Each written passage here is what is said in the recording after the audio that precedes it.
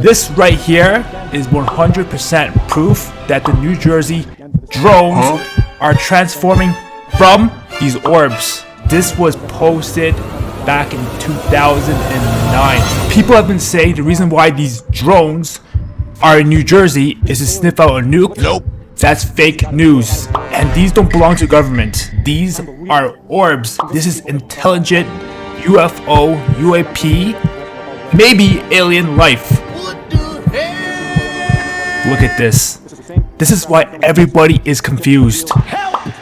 This is why everybody's confused. They think that the drones are a separate entity from the orbs. This is why these drones don't emit any heat, and nobody's been able to catch them. These things have been here for centuries. These things are probably what people saw as angels. If you look in the Bible, this is how the Bible describes angels, not how Hollywood portrays them. Angels with wings. And these orbs are smart enough to trick humans by mimicking human airplanes. Okay, so this actually reminds me of an old story. UFOs back in the 1500s. Bruh. I know that's what you're thinking. 1500s? You're crazy. But this is a story. Illustration.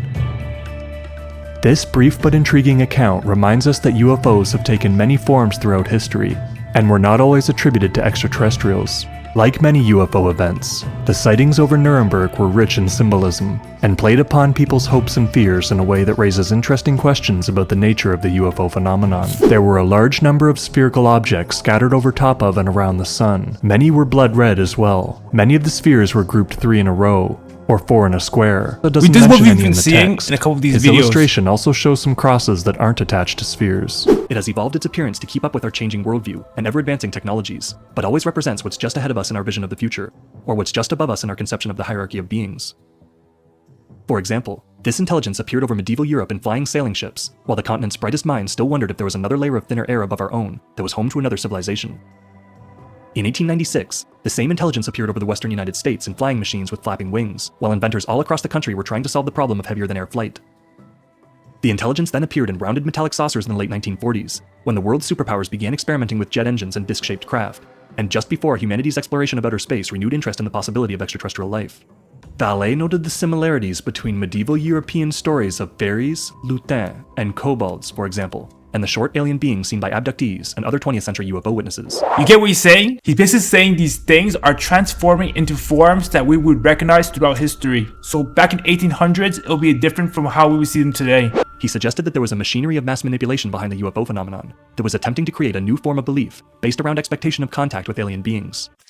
If they have the ability to mimic other forms, I don't even know what to believe in anymore. You can really manipulate humanity. Without being able to identify what they were exactly, Vallée suggested that their purpose may be to achieve social changes on this planet.